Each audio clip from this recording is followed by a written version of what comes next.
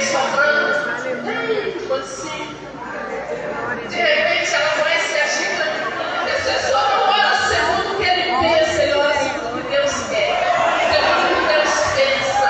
É por isso que ele nos chamou para sermos intercessores. É mesmo, pastor? E nós estamos tão felizes de ver quantos intercessores que o Senhor tem levantado. E uma coisa me alegrou demais nesse congresso, porque eu estou vendo jovens aqui. A irmãzinha chegou para mim e falou que uma moça lá da igreja, uma jovem da igreja dela, quando soube que era congresso de intercessão, eu quero estar lá. Eu estou super feliz com o Davidson e outros jovens que estão aqui. Gente, vocês estão no caminho certo.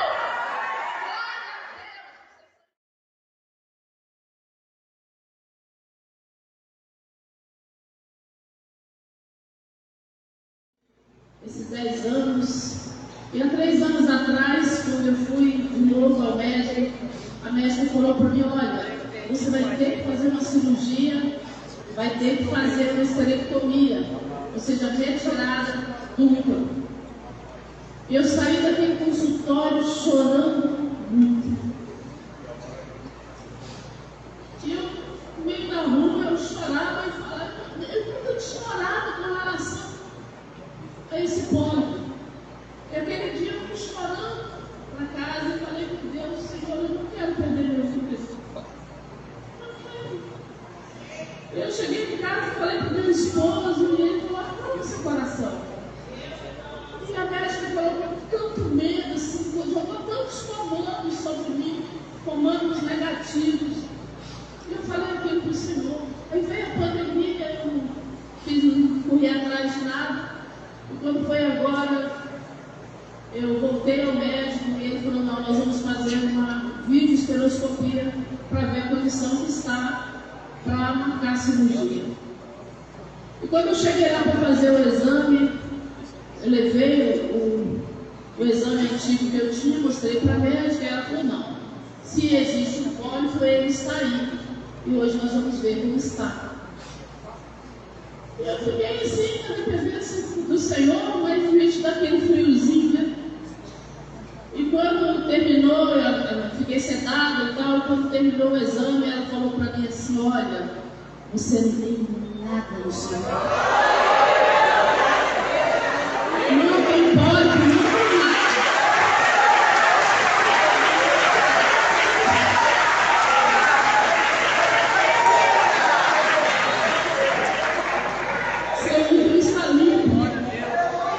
Eu saí dali sentindo as dores do exame, mas a alegria da vitória.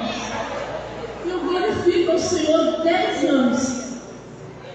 No dia entendi que eu precisava orar. O Senhor me curou.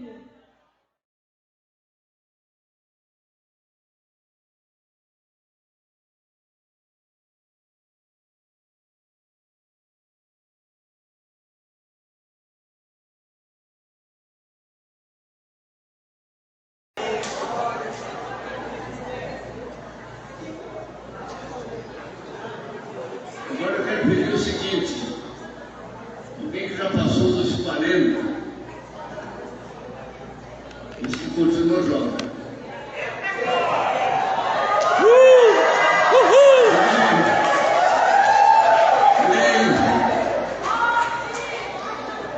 Então você vem aqui na frente, um de vocês vem aqui, dá um abraço nesses jovens, não por trás, pela frente, dá um abraço e ora por ele, por ela. Vem bem rápido, algumas pessoas.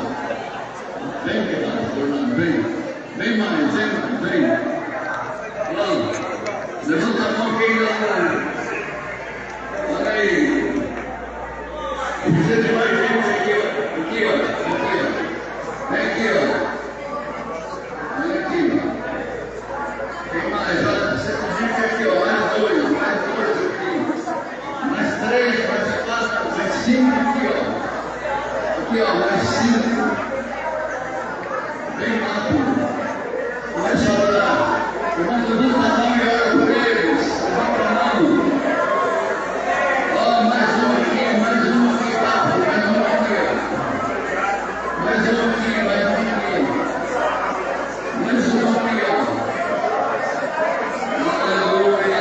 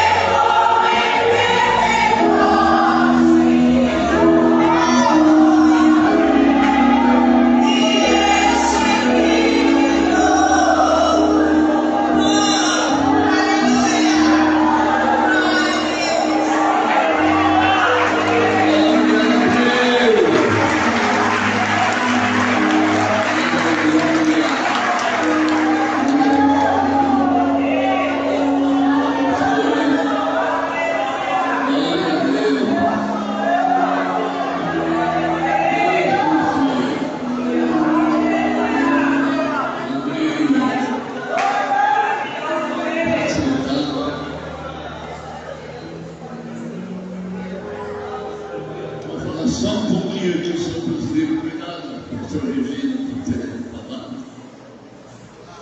Esse livro, Lugar de Refúgio, Estância Guarda-Bênção. Nós temos o Guarda-Bênção ali na São Paulo, fica no quilômetro 50 da rodovia Castelo Branco. É um lugar de oração. Nós temos lá um centro de oração que funciona 24 horas por dia, todos os dias. Isso começou em 1984. A proposta é orar 24 horas por dia até Jesus voltar. A pandemia prejudicou bastante, mas nós estamos retornando. Deus está nos dando jeito para lá. Se um dia você quiser conhecer o Guarda-Bênção, passar uns 2, 3 dias orando lá, tem uma pousada, tem restaurantes lá dentro. E muitas pessoas vão lá para fazer retiro, irmãos também, casais. Então é bem-vindo lá. Esse é o Guarda-Bênção. Esse livro é sobre a Estância Guarda-Bênção. A Estância Guarda-Bênção é um lugar de refúgio. Estão preparando para ser um lugar de refúgio. Eu tive essa direção de Deus faz alguns anos de conseguir uma área rural onde tivesse água ou bastante água na própria propriedade, não um lugar que passasse um rio. O rio vem poluído. A direção é um lugar onde nascesse água e fosse um lugar muito bom para produzir comida. E fosse longe de cidades e longe de rodovia. É uma fazenda impressionante. E Deus foi me dirigindo, 40 hectares. Eu não tinha dinheiro para comprar essa terra. Então precisava de arrumar parceiros. Eu comecei a falar que gostaria de consumir esse lugar, começou a aparecer irmãos. Hoje nós somos um pouco mais de 100 famílias.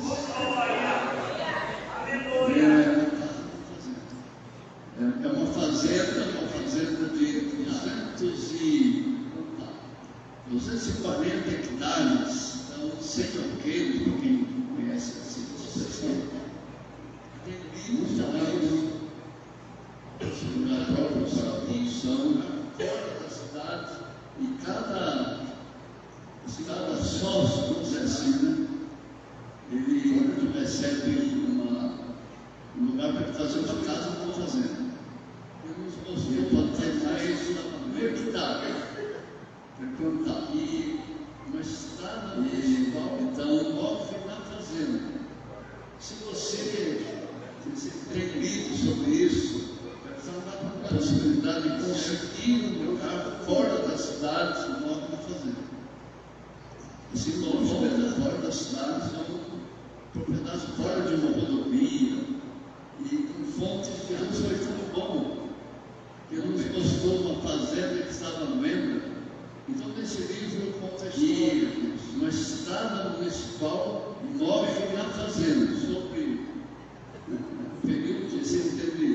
Princípio da estrada da caminho, dois servos moradores da caminho, do terremoto, morte na fazenda, perseguição, e volta dos marinheiros na propriedades rurais. E com fonte aqui, ou nós já estamos também, entrando no princípio das duas. Então, nesse livro eu conto a história de tudo isso. E tem também um capítulo sobre o período um resumo, o princípio das dores, né? Porque Jesus falou isso, da profecia, os terremotos, fome, peste, perseguição. David Wilkerson, mas ainda não havia. David Wilkerson foi quem começou o movimento de cada esperança. Nós todos essa série com Deus.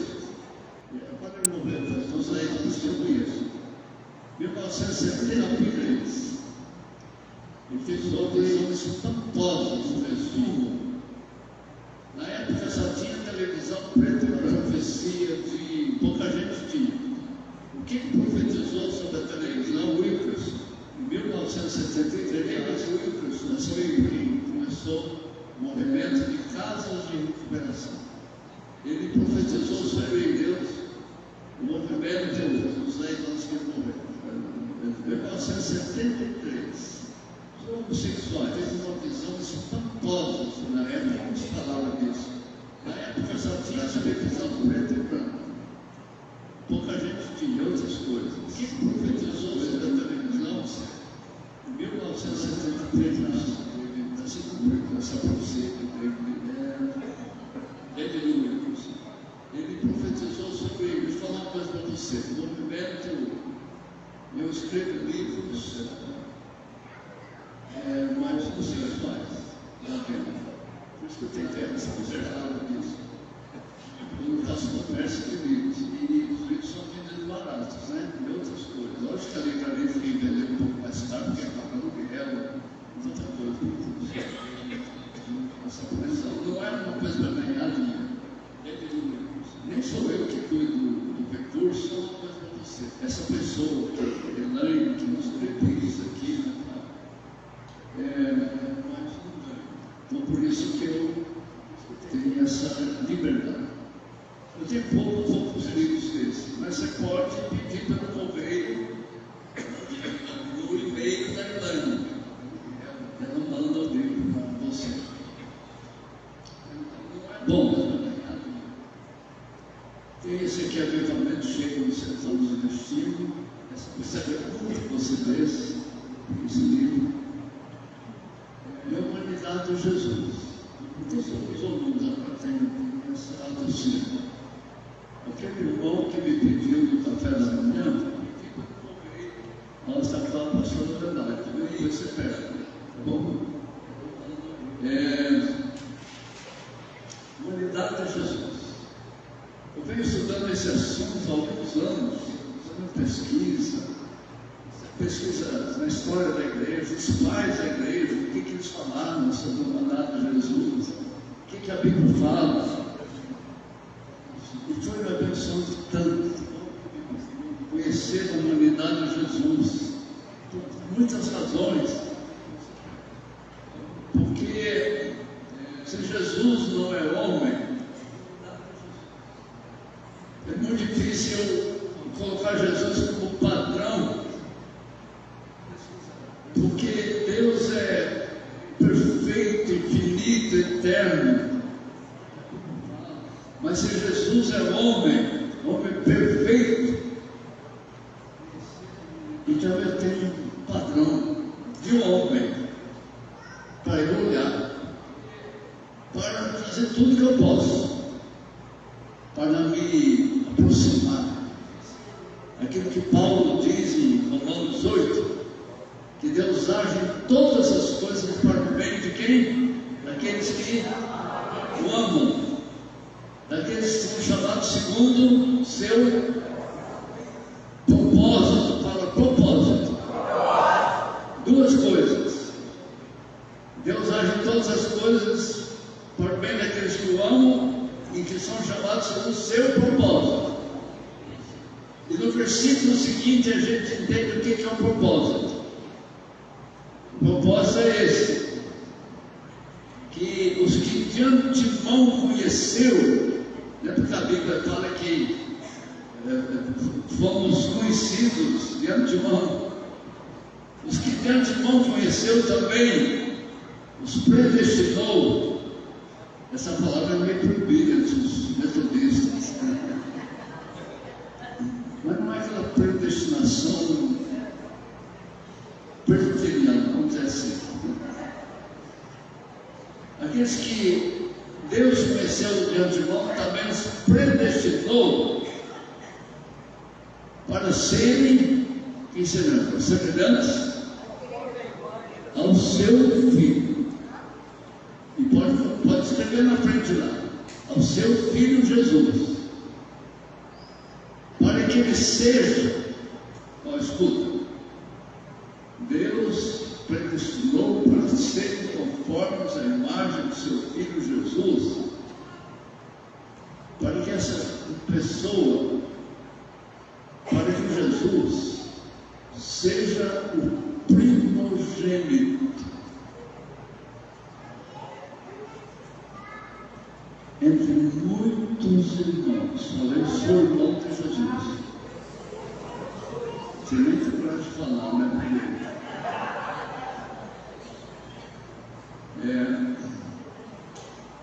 Paulo, Romanos 15:45, ele diz que o primeiro homem, Adão do Éden, foi formado do pó da terra. O segundo homem é do céu. O primeiro homem é o primeiro Adão. O segundo homem é o último Adão. Fala assim, Adão. Primeiro e último. Homem. Primeiro e segundo. Jesus é o segundo Adão. Não, Jesus é o último Adão. E ele é o segundo homem.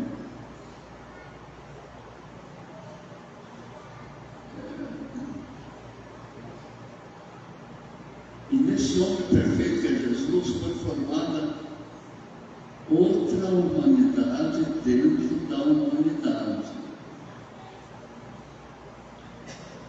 De que maneira?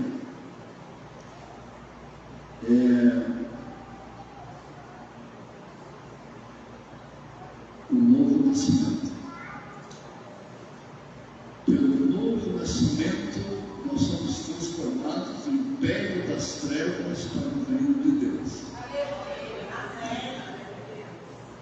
E aí nos tornamos aquilo que Pedro diz: vós sois raça eleita,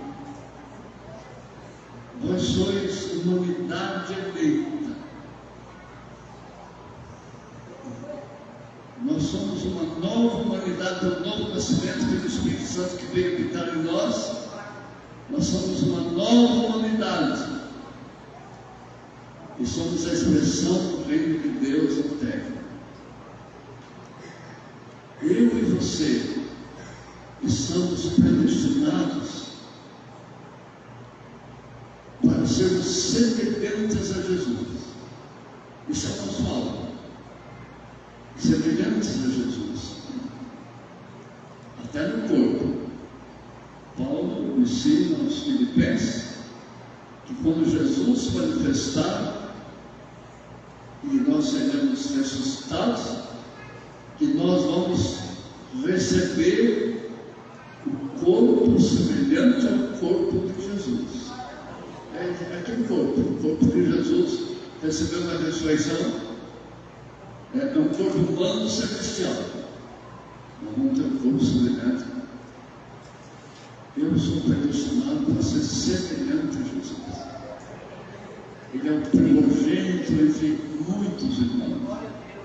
Deixa eu pedir uma coisa para você. Nunca chama Jesus de Pai. No Novo Testamento não chama Jesus de Pai. Ah, Jesus, meu Pai. Não. Jesus é o Filho. O Pai é o Deus Pai revelado no Antigo Testamento. Então se manifesta o Deus Filho encarnado no homem Jesus. Deus Filho. Fala. Fala assim: Pai, Filho, Espírito Santo. Primeira pessoa o Pai, segunda pessoa o Filho e terceira pessoa o Espírito Santo. Então, é por isso que Jesus é divino. Jesus é expressão da divindade na terra. Agora, na terra, ele nasceu como ser humano, viveu como ser humano, e tudo que ele fez como ser humano, como ser humano, porque Deus não morre. Nunca fala assim, Deus me cobre com teu sangue. Deus é espírito, não tem corpo, não tem sangue. Mas Deus encarnou em Jesus, Jesus tem corpo, tem sangue. Como é que a gente ora? A gente ora assim, Deus me cobre com o sangue de Jesus. O sangue de Jesus. O homem perfeito que morreu na cruz por mim, me salvou. O Espírito Santo sabe conduzir para ser semelhante a Ele. Esse é Jesus. Se tiver alguém aqui do seminário, por favor, leia esse livro se você contornar. Eu tenho mais prazer de dar um curso rápido, né? 2 ou 3 dias sobre Jesus, a humanidade de Jesus. Vocês ficaram meio quietinhos agora, não sei. O pregador fica sempre meio desconfiado, né? Mas eu quero falar um pouco com vocês aqui sobre o Espírito Santo. E o Luiz Adelaide vem aqui e ela vai falar um pouquinho mais sobre o Espírito Santo. Você está com Bíblia aí? Você está com Bíblia ou com celular?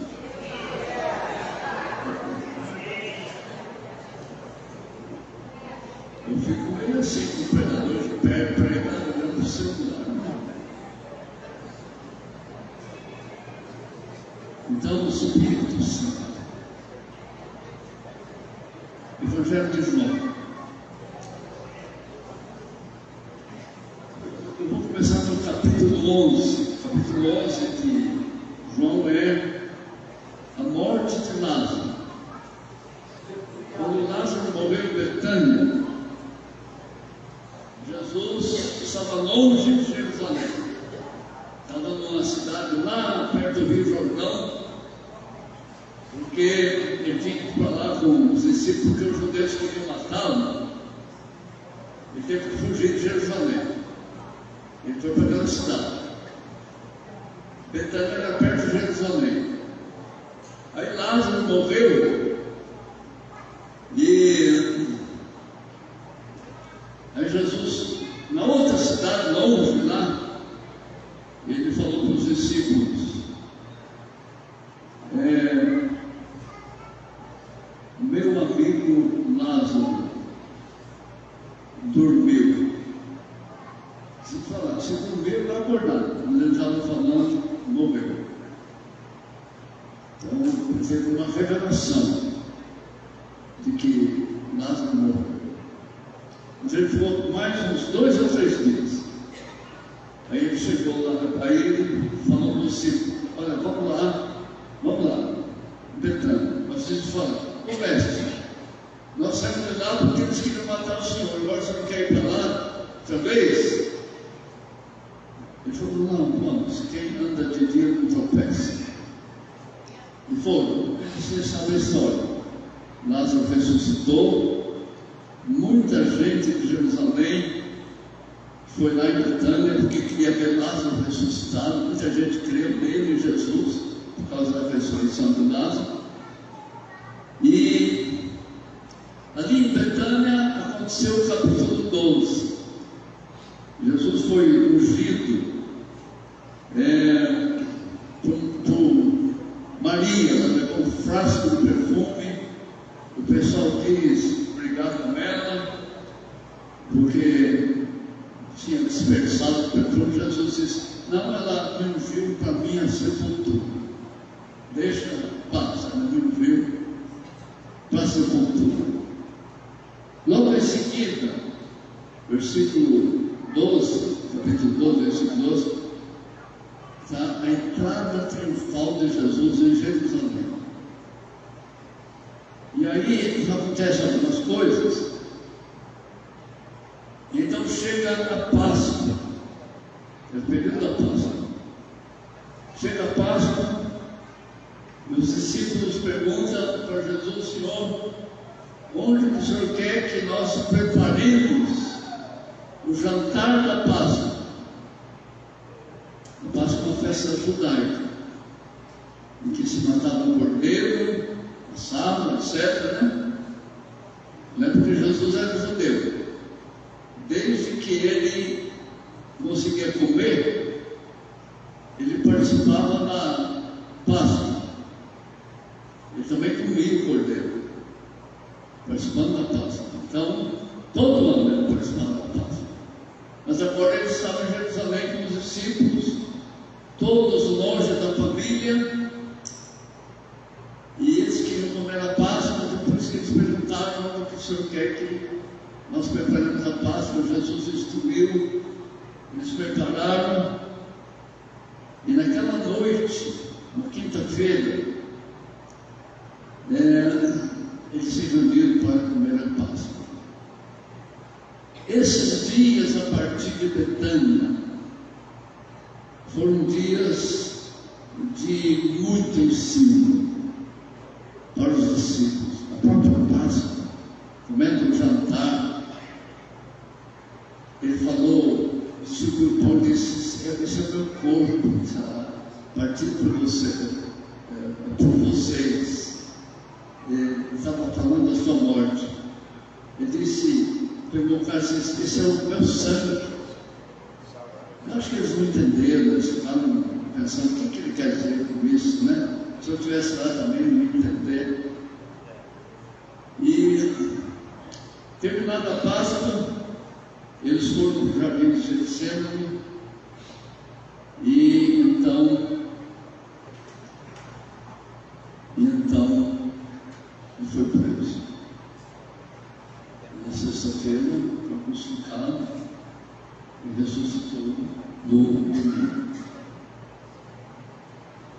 Mas nesse período que está terminando o ministério dele na terra, um homem forte, um homem que trabalhava com madeira, carpinteiro,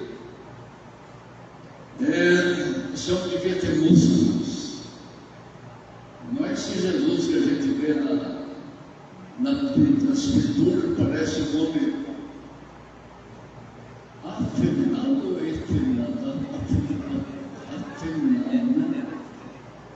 Não, Jesus, homem muito forte, musculoso, e está terminando o ministério do Senhor. E nesse período, terminando o ministério, ele disse assim, na sua Bíblia diz assim: de verdade vos digo.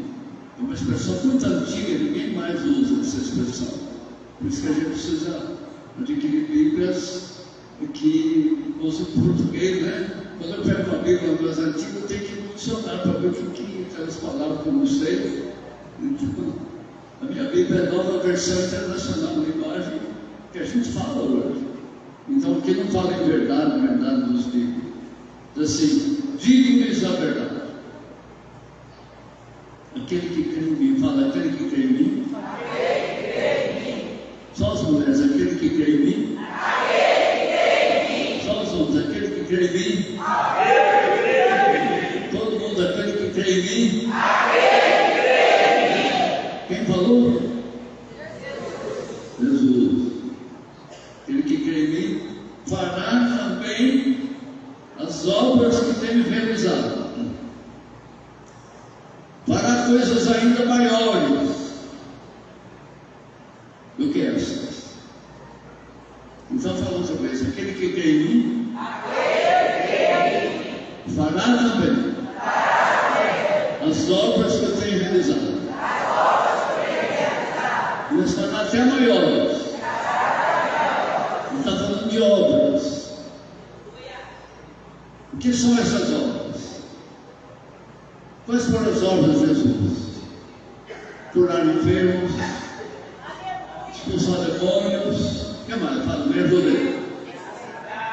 Ressuscitar mortos, o que mais? Multiplicar pão e peixe, o que mais? Repreender o vento,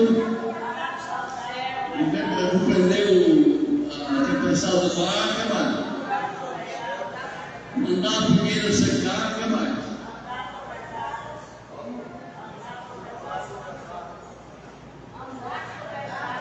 Andar sobre as águas.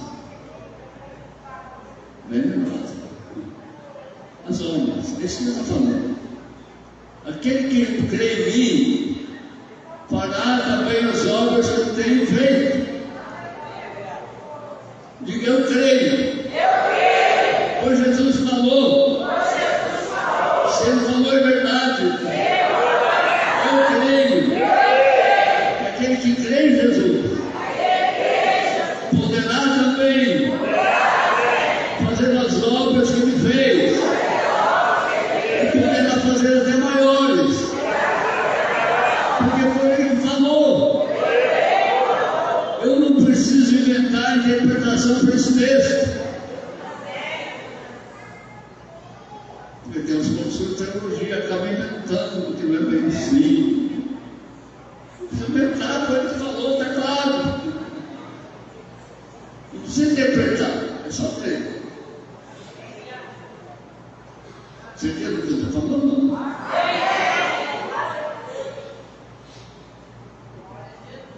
Mas sabe, não pode parar aí. Tem que continuar lendo o que ele falou. Vamos continuar lendo o que ele falou. Você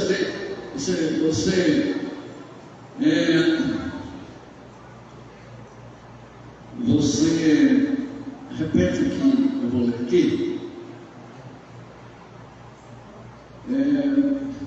Vamos falar outra vez. Aquele que crê em mim fará também as obras que tenho realizado, fará coisas ainda maiores do que essas, porque eu estou indo para o Pai. E eu farei, porque vocês pedirem não vão, para que o Pai seja glorificado no Filho. O que vocês pedirem não vão, eu farei. Se vocês me amam, obedecerão os meus mandamentos, e eu pedirei ao Pai, e Ele lhes dará outro conselheiro para estar com vocês para sempre. O Espírito da verdade. O mundo não pode recebê-lo, porque não vê nem o conhece. Mas vocês o conhecem, pois ele vive com vocês e estará em vocês. Agora você vai repetir 3 vezes, assim, ó. O Espírito Santo estará em vocês. Fala 3 vezes.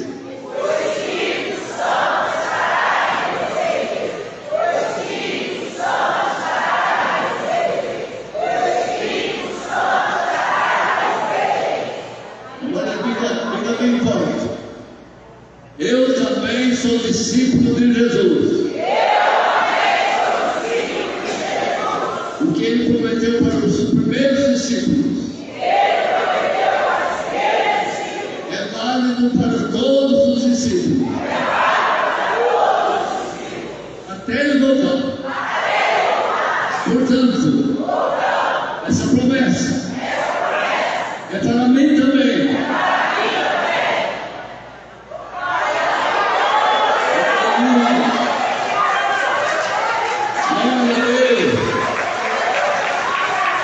Coisa maravilhosa.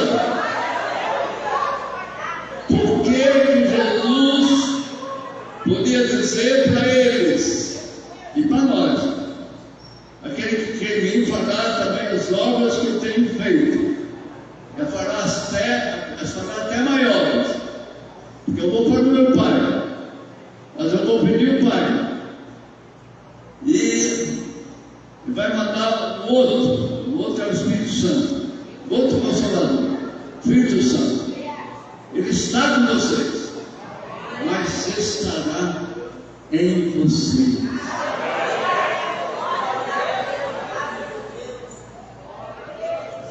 Como? Recebe essa revelação.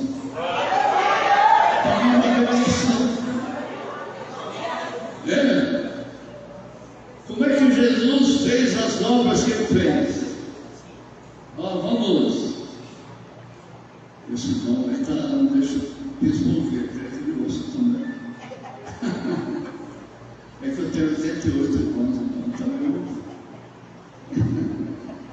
estou falando essas coisas.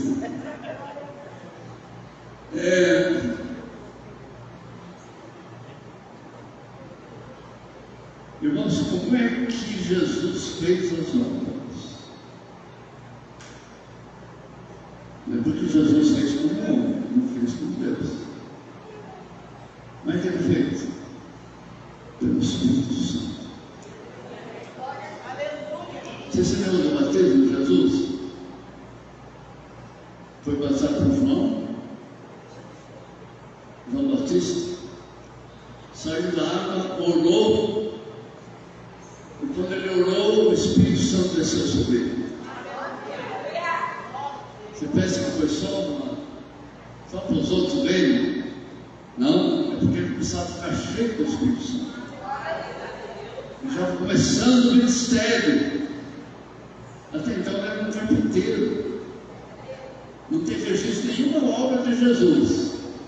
Mas o batismo. Mas no batismo, o Espírito Santo veio sobre ele em forma de pomba. E o que ele fez? Foi batizado. Por onde ele foi? Você se lembra?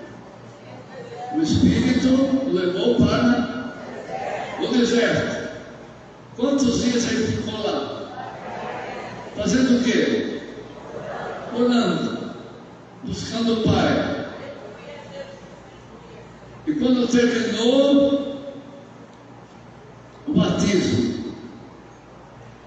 o Evangelho registra uma palavra tremenda. Terminou o jejum, 40 dias. O Evangelho registra uma palavra tremenda. E Jesus foi da Judéia para a Galileia no poder do Espírito Santo. Ele foi batizado, foi cheio do Espírito Santo. Os evangelhos sempre dizem isso. Foi batizado, foi cheio do Espírito Santo. Foi para o deserto, 40 dias de oração, jejum, cheio de poder. O poder do bem. No próximo sábado, ele foi para a sinagoga. E o dirigente da sinagoga, Jesus estava sentado lá, o dirigente da sinagoga pegou um livro. Lembra que na época não tinha um livro assim, eram pergaminhos, né? Às vezes tinha mais de um livro, pergaminho, às vezes um só, às vezes não cabia só em um, tinha mais do que um. E aí o dirigente passou para ele o pergaminho de Isaías. E ele disse assim, aí ele abriu e leu a profecia de Isaías sobre o Messias que viria. Isaías é o profeta messiânico, fala muito do Messias. E essa profecia diz assim: o Espírito de Deus está sobre mim, pelo que me ungiu para a unção. A unção. E assim, eu recebi unção. É isso que Jesus está falando. Ele me ungiu. Eu recebi unção. Estou cheio do Espírito Santo. Ele me ungiu para liberdade, cura, mudar a vida das pessoas. Ele me encheu. Espírito Santo. Diga assim: batismo do Espírito Santo. Poder do Espírito Santo. Unção do Espírito Santo. Diga assim: eu quero os três. Batismo do Espírito Santo. Poder do Espírito Santo. Unção do Espírito Santo. Põe a mão na cabeça e diz: Senhor, me unja.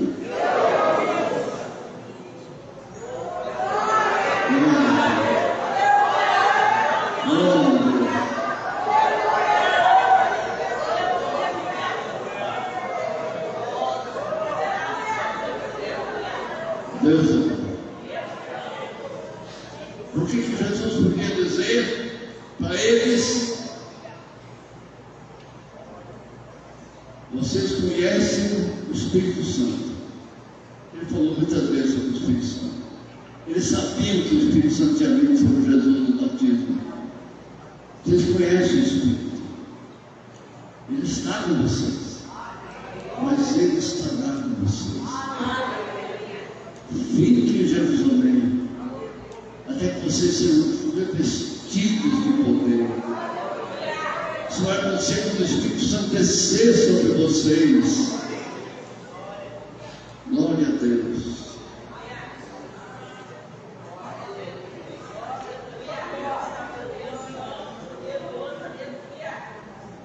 Aleluia. Aleluia. Glória a Deus. O sopro Espírito. Amados, eu vou concluir o que Jonathan falou sobre o poder do Espírito Santo, lembrando que há mais de 2000 anos o Espírito Santo foi derramado ali sobre 120 pessoas que estavam orando. E ali a igreja nasceu, não é isso? A igreja nasceu ali. E a marca principal da igreja é o poder. Nós vemos quando nós abrimos o livro de Atos que a manifestação do poder de Deus através dos discípulos, não é isso? Falei aqui ontem que a sombra de Pedro curava. Filipe chegou na cidade de Samaria e fez milagres extraordinários, ao ponto das pessoas ficarem se perguntando o que é isso, né? Os lenços de Paulo curavam, né? Não é? Levavam os lenços e as enfermidades fugiam. Nós vimos o poder de Deus em manifestação. Então, a marca distintiva da igreja é o poder. Por quê? O Espírito Santo foi derramado. O Espírito Santo foi nos dado não somente para nos sentarmos aqui e ouvirmos uma boa pregação, um louvor. Não. Ele foi nos dado com um propósito. Primeiro, para nos capacitar a viver a nova vida. A vida de Deus em nós. Ele te capacita a dizer não ao pecado. O Espírito Santo em você dá força a você, para que você viva os novos princípios de Deus, a nova vida. Pensa ali que quando Jesus soprou nos discípulos, quando ele apareceu ali no meio dos discípulos, a Bíblia diz que ele soprou e disse: recebei o Espírito. Ali era a nova criação. A nova criação agora, o homem espiritual, né? E aí, no Pentecostes, o Espírito foi derramado sobre a igreja, declarando o poder de Deus agora sobre nós. Então, assim, amados, quando Jesus foi levado aos céus, o Espírito Santo foi derramado e o poder foi nos dado para capacitar. As palavras de despedida de Jesus foram essas: mas recebereis poder. Ou seja, eu vou equipar vocês. Vocês terão o mesmo Espírito, a mesma unção que eu tenho. para realizar as mesmas obras. Parece uma frase assim para mim, esse versículo é um versículo bombástico, mas ele não está escrito só para preencher um local. Isso é verdade. Jesus, ele derrotou Satanás e nos deu poder e autoridade sobre todo o poder. Não é isso? Ele diz: Isaías nos deu poder e autoridade para pisarem sobre cobras e escorpiões. Cobras e escorpiões são demônios, é o poder das trevas. Sobre cobras e escorpiões e sobre todo o poder do mal. Será que Jesus estava falando, nós não queríamos dizer aquilo? Não, aquilo era o que ele estava passando. Como o Pai me enviou, eu vos envio, com poder e autoridade. Mas, amados, esse poder e essa autoridade, ele se torna inoperante na minha vida sem as orações. É a oração. A oração é o canal por meio do qual nós recebemos esse poder e essa autoridade. Você pode ter o Espírito Santo, mas não tem autoridade e poder se não orar. Se não orarmos, amados, se não buscarmos, Deus decidiu agir na terra através da sua igreja. Para mim, a oração é um mistério. Por que Deus precisa? Você já se perguntou assim? Por que Deus precisa das orações, das minhas orações para agir na terra? Se Ele é soberano. Aquele versículo diz muita coisa. Busquei entre eles um homem que capaz o mundo, se colocar na brecha, perante mim, a favor desta terra, para que eu não destruísse. Por que Deus precisa da oração de um intercessor para reter o juízo sobre ele? Ele decidiu agir na terra, ter uma parceria com o homem. É tanto que para salvar a humanidade tinha que ser um homem, não poderia ser um anjo, tinha que ser um homem da raça humana. E ele agiu, para ele agir através da sua igreja. Então, a forma de Deus agir é através de você e de mim. Nós somos a manifestação do poder de Deus nessa terra. E eu descobri isso com mais força quando Deus me chamou para orar. Antes mesmo de conhecer Jonathan, eu estava na minha igreja. E aí, eu vou contar esse testemunho para você entender como que Deus age através da oração. Eu não tinha um ministério de oração, eu orava esporadicamente, normalmente, como um crente comum. Mas um dia aconteceu algo na minha vida que me levou a orar. Existia uma frase no meu coração: gemei ministros no altar. Ficou essa frase. Gemei ministros no altar. E eu entendi que era Deus me chamando para orar. E eu decidi orar em cima do púlpito. Até então eu nunca tinha visto milagres. Eu nunca tinha visto Deus agindo com poder na vida de outros, libertando. Então, assim, com poder, eu digo assim, milagres, curas, algo mais forte. A gente vê as pessoas se convertendo, mas milagres mesmo eu nunca tinha visto. Já tinha feito o seminário do Hotel Brasileiro e participei do Jogral. No Jogral tinha uma frase, tinha uma fala que eu era responsável e dizia assim: por que, Senhor? No começo era tudo tão diferente. Teus discípulos oravam e havia conversões. Paralíticos andavam, cegos viam. A tua igreja tinha poder. Por que, Senhor, não é mais assim? Será que tu mudaste? Ou somos nós que não cremos mais em ti? E por muito tempo eu fiquei sem essa resposta. Mas agora eu sei dizer a resposta. É porque a igreja parou de orar. É porque nós paramos de orar. Então eu decidi orar. E nós ficávamos ali em cima do púlpito, como pastora na minha igreja, 3 pessoas. Não vinha muito. Eu fico maravilhada com essa multidão de pessoas aqui, 5 horas da manhã, orando. Mas éramos 3 pessoas toda terça-feira. Orávamos até meio-dia, passávamos para outra pessoa e orava até de noite. Então começamos a orar pelo culto de oração, uma preparação, amados, com mais ou menos 5 a 6 meses. Eu, na verdade, não buscava para mim muitas coisas, eu sabia que eu tinha que orar. E o que aconteceu foi que Deus começou a agir através da nossa vida. Tinha um menino que ia, a ama dele levava, a moça que cuidava, e ele tinha vários problemas. Ele tinha uma perna mais curta, ele tinha uns órgãos estrábicos, ele não olhava firme assim reto para você, ele só andava com o pescoço para cima e ia fazer uma cirurgia. E aí todas as vezes ela vinha antes do trabalho e nós estávamos lá bem cedinho, 5h30, 6 horas, e ela ficava um tempo. De repente ela saía, a gente ungia o Davi e ela ia embora. E isso permaneceu por vários meses, até que um dia, quando ela veio, eu percebi que estava havendo uma mudança no Davi. Ele não estava mais tão estrábico e a perna dele não estava mais mancando como antigamente. Então, quando eu vi aquilo, eu fiquei maravilhada. Eu falei assim: olha, vocês estão vendo que algo está acontecendo com o Davi? Ele estava recebendo oração toda semana. Nós estávamos ali clamando.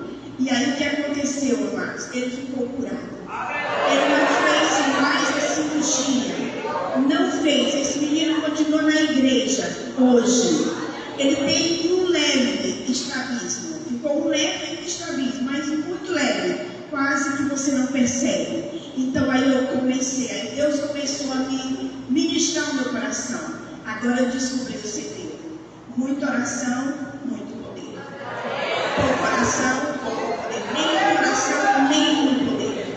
Aí eu entendi que a oração era algo fundamental. Daí em diante, amados, começaram os milagres na minha igreja. Os demônios, a gente começava a pregar, demônios se manifestavam. E a gente expulsava. E começaram os milagres. E aí cada vez a gente ficava mais animado. Foi desse jeito que Jonathan me encontrou na minha igreja. Eu conheci Jonathan, ele foi pregar. E Deus estava agindo na vida das crianças. Havia um mover de Deus. Por quê? Por causa das orações. Então é necessário a oração. A oração, na verdade, eu estava conversando hoje de manhã com o Jonathan, ela é que ativa o Espírito Santo em nossas vidas. Nós precisamos do poder de Deus para realizar milagres, não é isso?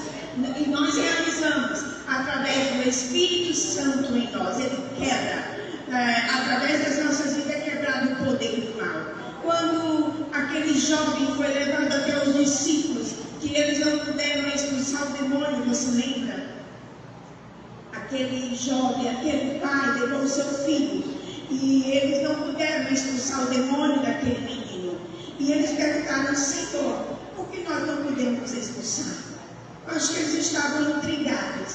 Eu acho que eles esperavam que aquele milagre ia acontecer com facilidade. Assim como já tinha acontecido outras vezes que eles vieram batendo no seu peito, dizendo: Senhor, até os demônios se submetem a nós. Não é assim? Estavam havendo curas, mas só que ali era um poder maior.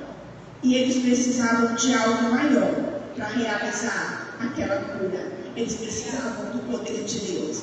E Jesus respondeu: esta caixa só sai com oração e jejum. Então é a oração que ativa o poder de Deus dentro de nós. Eu descobri isso, amados. Então eu preciso orar. Jesus, o Espírito Santo foi derramado sobre a sua vida e sobre a minha vida, para que sejamos bênção lá fora. Você viu que eles não ficaram presos, os discípulos não ficaram presos, eles saíram e eles transtornaram o mundo, né? As pessoas viam, multidões se convertiam com facilidade. 3.000 pessoas. Que faremos, irmãos, diante dessa palavra? Então, o poder de Deus, o sopro do Espírito vinha, e o poder de Deus estavam sempre em oração. É tanto que houve lá uma confusão com as entregas das cestas, vamos falar assim, cestas básicas, né? E aí eles disseram, não, nós não vamos nos dedicar a isso aqui, porque vai tirar o foco da oração e da palavra. Nós nos consagraremos à oração e à palavra. Não podia parar. O fogo não podia parar. Tem que haver o sopro do Espírito Santo através daquele povo. Então, amados, a intercessão, Deus está te levantando como intercessor. Então, precisa orar mesmo. E não se preocupa. Parece que não está acontecendo nada, mas só parece. Quando você começa a orar, começa a fazer um propósito com o Senhor. Senhor, eu vou orar. Mas ora mesmo, é um tempo. Não é uma vez ou outra. Estou falando de pessoas que se dedicam. Um tipo de oração todos os dias. Uma vez, para encerrar, eu vou contar isso aqui. Nós fazemos visitações de Deus, é um trabalho de oração nas cidades. Nós fazemos impactos bíblicos. E antes de nós chegarmos lá para fazer esse trabalho de oração, para ganhar a cidade, tomar a cidade para o reino de Deus, a gente coloca uma equipe. E eles ficam lá só orando 3 meses, 6 meses, todas as manhãs, até meio-dia. E oração direta, vão para as praças da cidade, saem nas ruas, começam a orar. Para que no período do impacto haja muitas conversões, milagres e a cidade fique sabendo que chegou um povo que tem Deus naquela cidade. E tinha lá uma jovem, nós fomos fazer visitação de Deus na cidade de Canindé. Quando nós saímos, quando nós viajamos, porque eu moro em Fortaleza, eu morava, então saímos de Fortaleza para Canindé, são 2 horas de viagem de carro, e nós fomos, não tinha uma folha verde, tudo seco. E nós chegamos até lá e começamos a orar. E amados, foi 1 mês de trabalho intenso de oração. E tinha uma jovem que estava lá há mais de 3 meses orando. E eu disse, o nome dela é Cristiane, Cris, você está orando todo dia?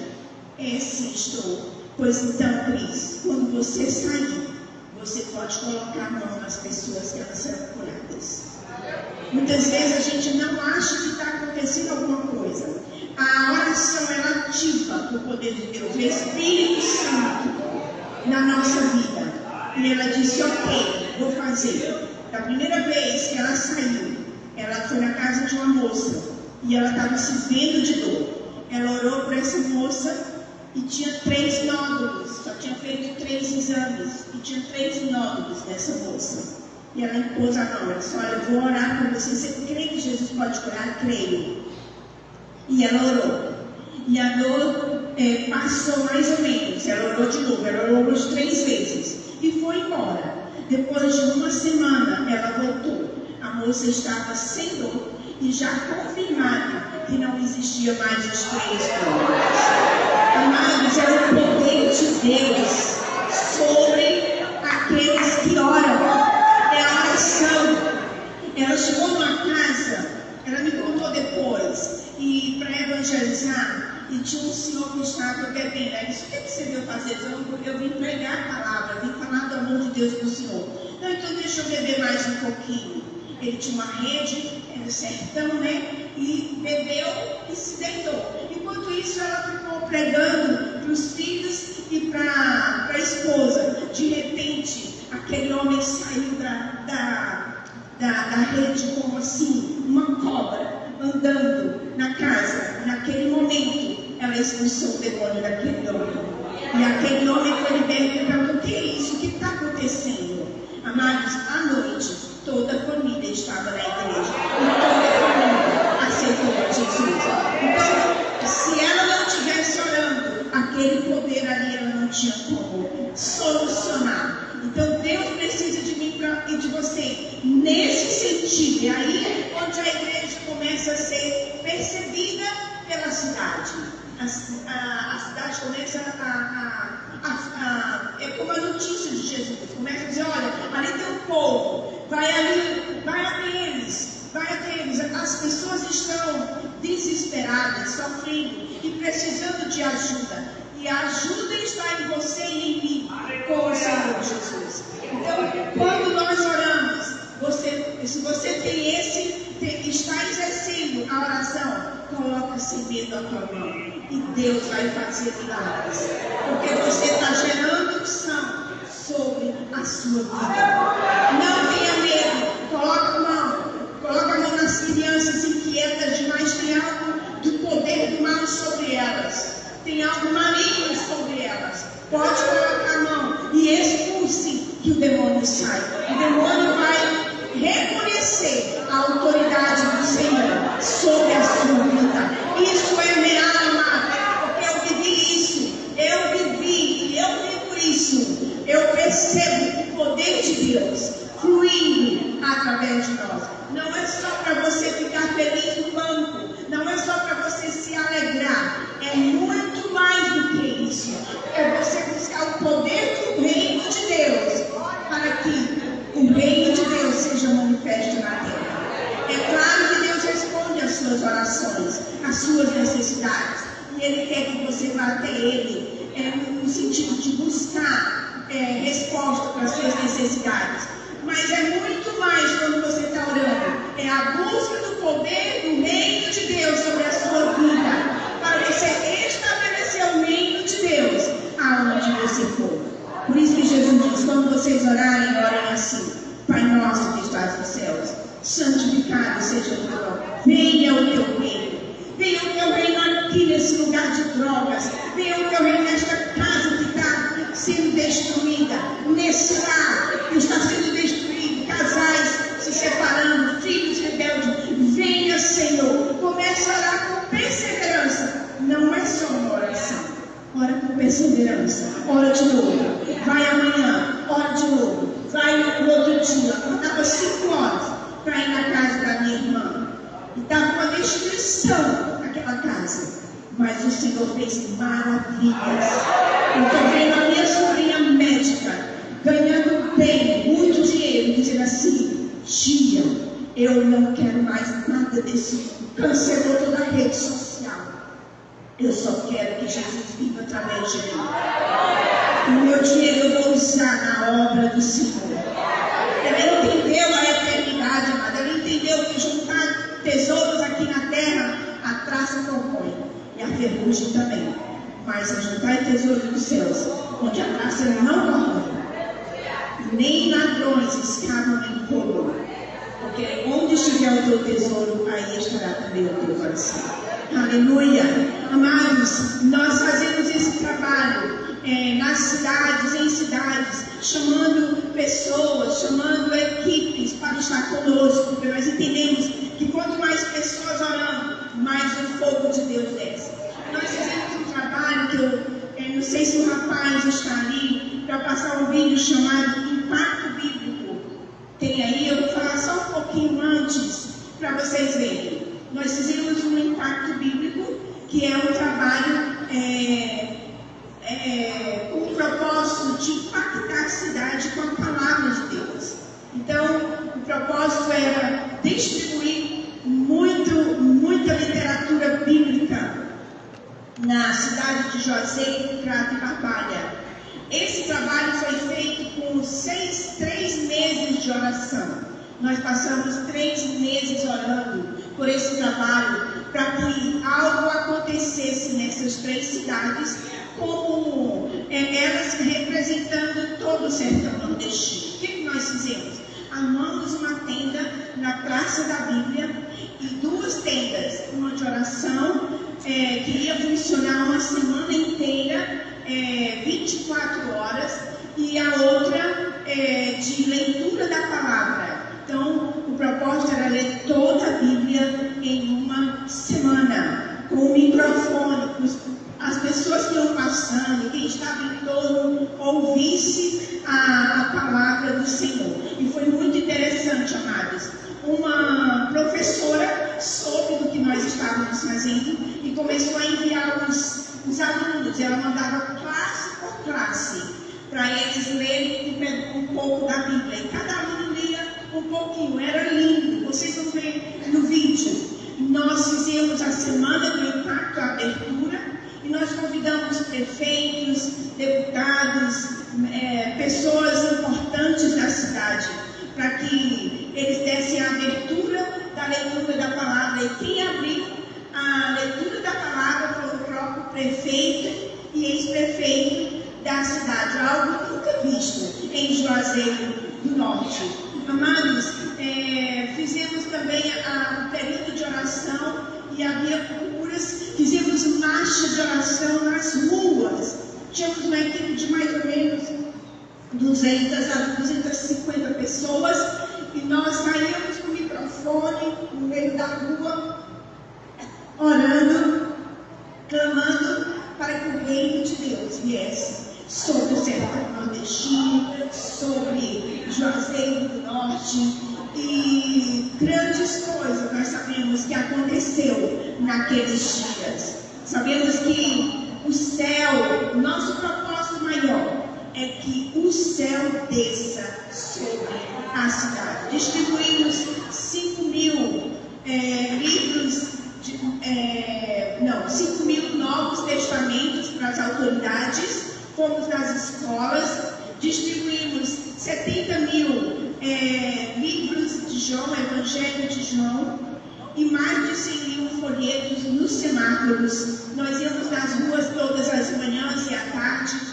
na cidade de Crato, Juazeiro e Barbalha. Foi um trabalho intenso, amado, que nós fizemos, muito intenso, que realmente trouxe um cansaço no nosso corpo físico, mas estávamos felizes. E nós vemos que as portas do céu se abriram. O sertanejo está pronto para lhe receber na sua casa, para dizer assim: eu quero esse Jesus que você está pregando. Amém? Se você já tem o vídeo do Impacto Bíblico, é um trabalho de oração, um trabalho de conquista de cidade. Aleluia. Glória a Deus. Pessoas que exercem o seu ministério a favor de todos os homens.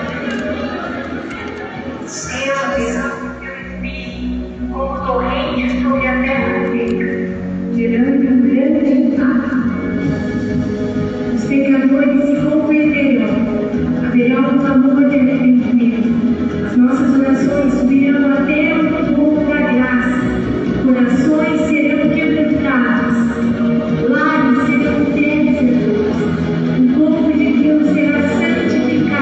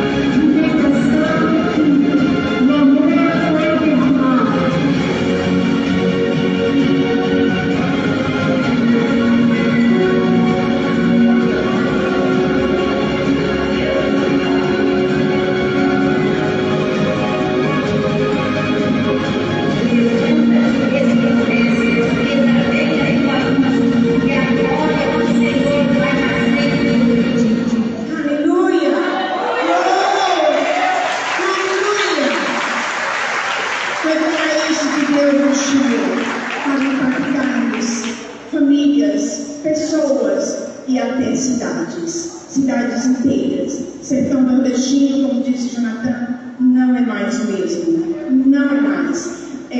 Os céus estão abertos por causa das orações do povo de Deus naquele lugar. Através também dos jogos de cartões. Tem igrejas que adotaram cidades, colocaram no mural algumas cidades dos jogos de cartões. Então, muita oração. E os céus se abriram sobre o sertão nordestino. Grandes coisas têm acontecido. Você viu essa praça da Bíblia? Se você ouvir a história da praça da Bíblia, você fica maravilhado.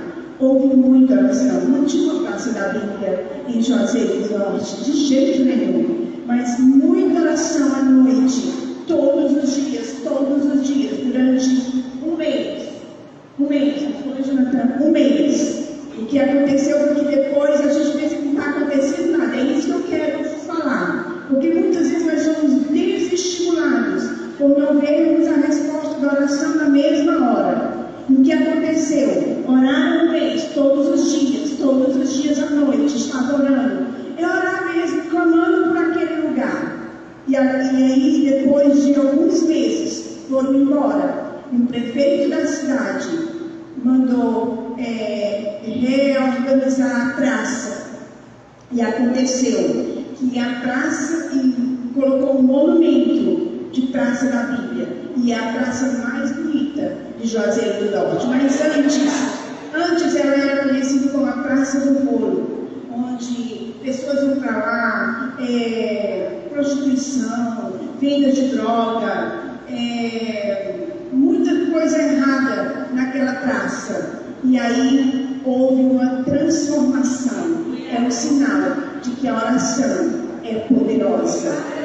Deus é poderoso, mas como diz aqui, a oração do justo é poderosa e pode muito em seus efeitos. Então, a nossa palavra para você, de estímulo, para continuar.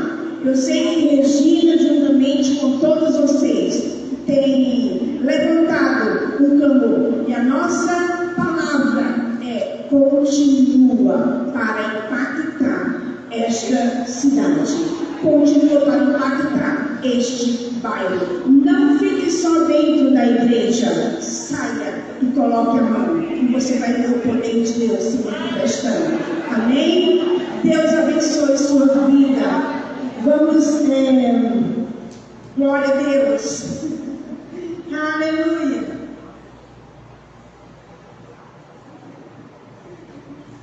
Glória a Deus. Você lembra de Romanos 12:12?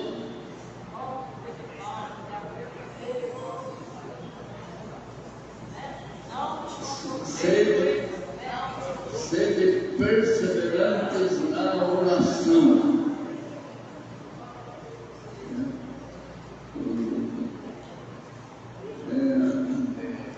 Perseverantes.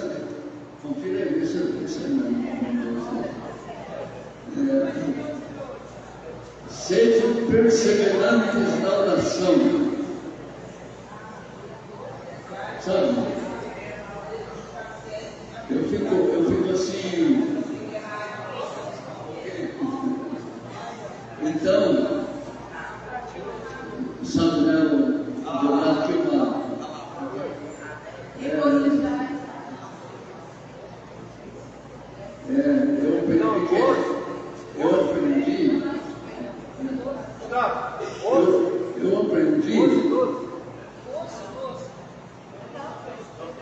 eu aprendi que quando a esposa fala, é melhor o marido ouvir, viu? Quase você já tem razão, né? Então, eu vou ter uma companheira, né? Uma mesa que sabe, companheiro, ajudador, parceiro, perseverante na oração. Ela fez uma missão, a igreja vai fazer uma campanha para a cidade. Faz a campanha, dá algum fruto. Mas já pensou se, antes de fazer aquela campanha, naquele sábado, domingo, feriado, se conseguisse ali na igreja umas 3, 4, 5 pessoas, que ficasse a semana toda lá orando, e quando o povo chegar lá para fazer a campanha,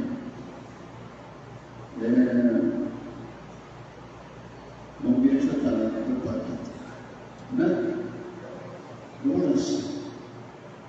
O que move mesmo é a oração. Pode falar bonito, pregar muito bem, mas o que move é a oração. Não tem muita cultura. Às vezes o pregador, por falta de oportunidade, ele fala até um pouco do português meio quebrado, mas ele ora. Ele ora. Faz toda a diferença. E a perseverança da oração.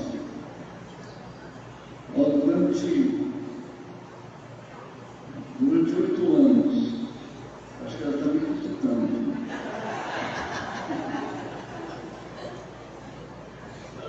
É o telefone.